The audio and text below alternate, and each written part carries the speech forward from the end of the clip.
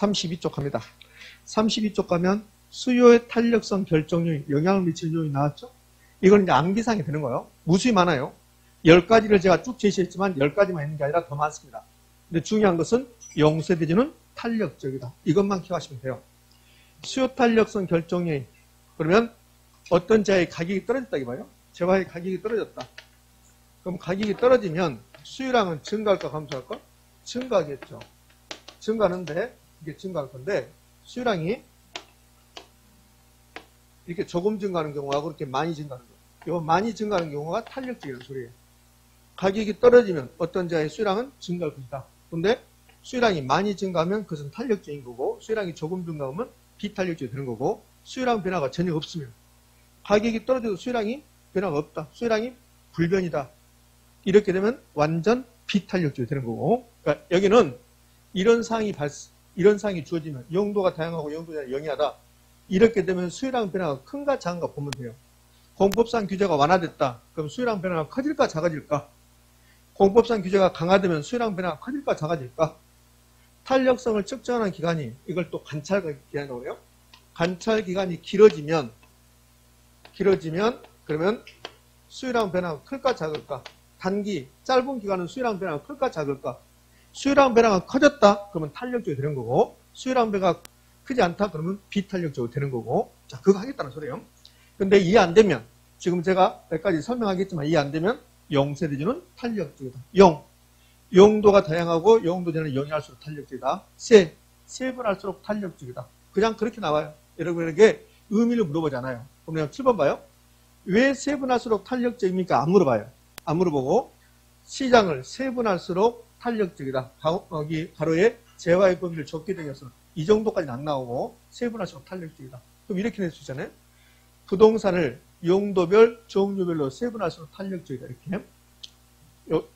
일자의 동그라미에 주자의 동그라미 가야 됩니다. 동그라미 반복됐어요. 주거용 분산이 상업용, 공업용보다 탄력적이다. 세, 그 다음에 대체제. 대체제가 가장 중요해요. 대체제가 많을수록 탄력제다. 그 다음에 주거용 탄력제다. 용세대전 탄력제다. 그러면 끝나요. 일단 제가 의미를 이야기하기 전에 여러분 암기상이니까 용도가 다양하고 용도가 영위할수록 탄력적. 그 다음에는요. 대체제가 많을수록 탄력적이에요. 그럼 대체제가 많으면 탄력적으로 되면 그럼 수요곡선은 완만할까 급경사할까? 완만. 탄력적이면 완만은 되겠으니까. 그럼 대체제가 많을수록 탄력적이면 대체제가 감소하면 탄력적, 비탄력적? 비탄력적. 계속 대체제가 많을수록 탄력적 내다가 대체제가 많을수록 탄력적 내다가 30회 때 그럼 대체제가 감소하면 대체제가 작아지면 수요는 탄력적일까 비탄력적일까? 비탄력적. 비탄력적이다. 수요가 비탄력적이다. 탄력성이 작아진다. 이렇게 하는 거예요. 자, 다 끝났잖아요. 용세대지는 탄력적이다. 그러면 왜 용도가 다양하고 용도제나 영위하면 탄력적일까? 어떤 재화의 가격이 떨어져요. 그런데 그 재화의 용도가 하나밖에 없다면 하나의 용도로만 수요량이 증가해요. 근데 용도가 10가지라면 10가지 용도로 수요가 증가하겠죠. 그럼 용도가 다양하면 수요량 변화가 커질까 작아질까? 커지는 거죠. 그래서 용도가 다양할수록 탄력적입니다. 2번은 잘 안 나와요. 개별 수요, 비탄력적, 시장 수요 탄력적인데 개별 수요는 여러분의 수요, 저의 수요가 개별 수요입니다. 사과 가격이 떨어지면 사과 수요량은 증가할까 감소할까? 증가. 여러분 10개 증가시킬 거라고? 저도 10개 증가시키는 거야? 그럼 개별 수요자는 10개씩 증가하는 거야. 그럼 개별 수요자가 3명 있으면 한 사람당 10개씩 증가시킨 거야. 시장 수요는 이 3개를 더한 거야. 그러면 30개가 변한다고. 그럼 똑같은 가격 변화에 대해서 개별 수요는 10개씩밖에 변하지 않지만 시장 수요는 전부 다 합친 게 몇 개면서 30개. 그러니까 시장 전체 변화가 더 커지는 거지. 그래서 시장이 탄력적입니다. 이건 안 냈어요. 탄력성을 측정하는 기간, 이걸 관찰기간이라고 했어요. 관찰기간. 어떤 재화의 가격이 떨어져요. 떨어지면 수요량은 증가할 건데, 근데 이 수요량이 증가하는 것을 관찰해봐요. 하루 동안만 관찰했어요. 그러니까 짧은 기간이죠? 그럼 수요량 변화가 크잖아요.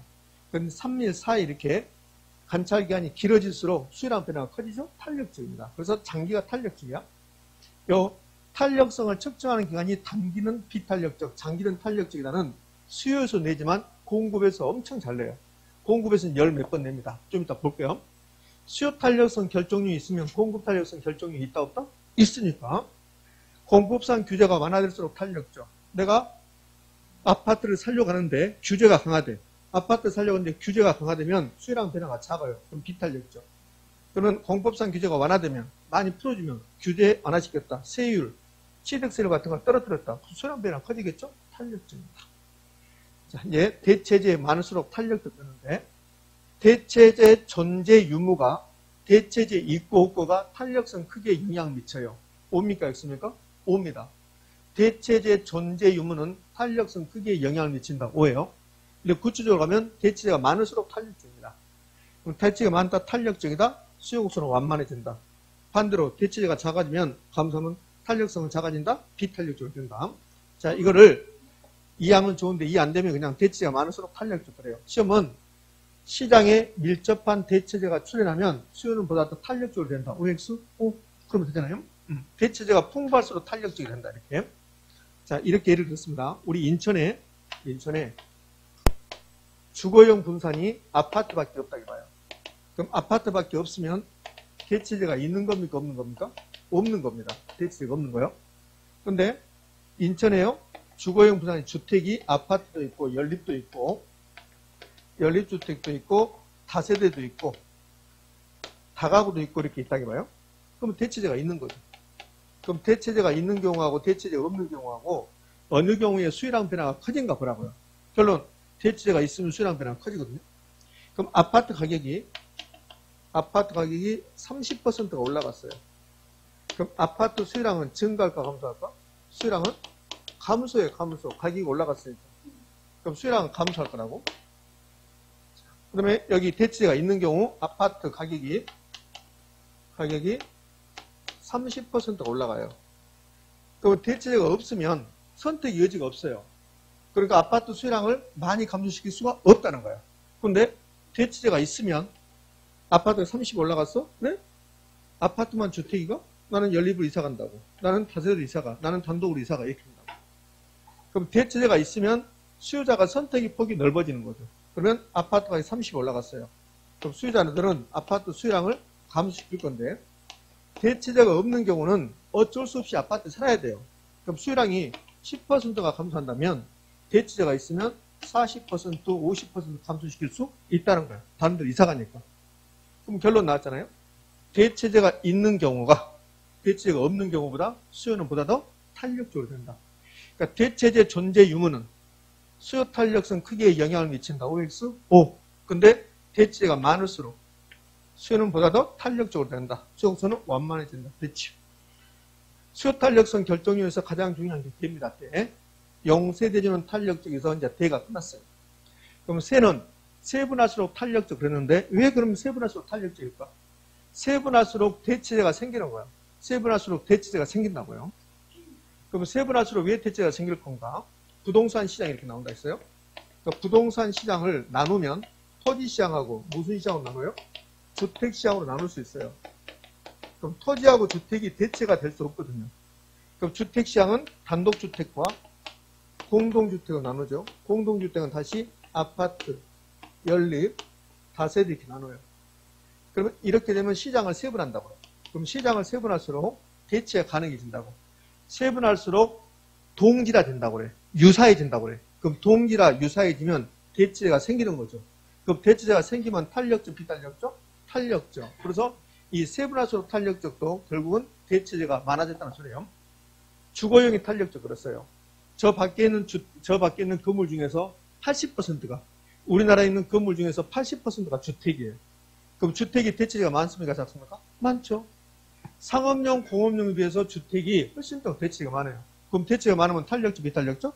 탄력적. 끝났습니다. 여기까지가. 8, 9, 10. 아직 우리 시험에서 나온 적이 없습니다. 자, 그러면 6번 봐요. 일반적으로 주거용이 상업용, 공업용 분산보다 탄력적 그랬어요. 그러면 이거를 이렇게 표현할 수 있죠. 부동산의 용도에 따라서, 부동산의 종류에 따라서 탄력성 크기는 달라질 것이다. OX?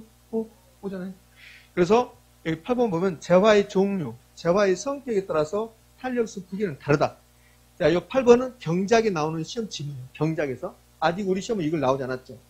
그럼 8번하고 6번하고 묶으면 이렇게 할 수 있죠. 부동산의 종류, 부동산의 용도에 따라서 탄력성 크기는 달라질 수 있다. 됐죠? 이렇게. 자, 9번은 8, 9, 10은 나온 적이 없다고 그랬어요. 그러니까 9번은 비싸면 탄력적이야. 비싸면. 이 9번은 경제학심에서 잘 나와요.